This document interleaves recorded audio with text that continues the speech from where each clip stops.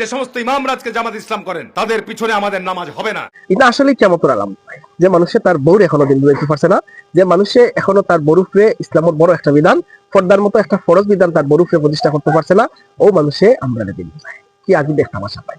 তার কারণ আপনাদের উপর পবিত্র আমানত দায়িত্ব দিয়েছেন আল্লাহ রাসূল, যে আপনারা কোরআন এবং হাদিসের সঠিক ব্যাখ্যা মানুষের সামনে তুলে ধরবেন। ঠিক না? ঠিক বলছি?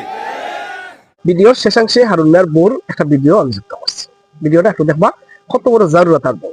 আজান পরের বক্তব্য বন্ধ করার লাগি হয়েছে, তাও হারুন মিয়া তার বউরে আজান চলাকালীন বক্তব্য দেওয়াটা কি বিরকম আছে। এতিমের টাকা আত্মসাতের মামলা পর্যন্ত হয়েছে এবং তারা জাকাত তহবিলের ফান্ড দস্তুরের মামলা পর্যন্ত হয়েছে। গুগলে সার্চ দিয়ে দেখেন, দেখে তারপরে আমার সাথে কথা বলবেন। কেন শেষ করবো না? আমাদের বক্তৃতাইতে হলো না।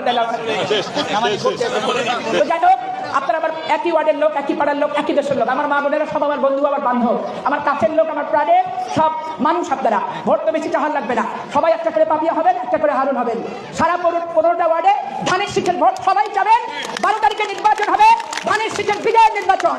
প্রশাসন যদি করে টালটিবালটি করেন, এই নবাবগঞ্জ তীব্র কোনো রাস্তা দিয়ে কিন্তু বর্ডার ক্রস হবে না। এবার এইখানে উপযুক্ত শিক্ষা এবং শাস্তি হবে, দিলে হয় নাকি বক্তৃতা?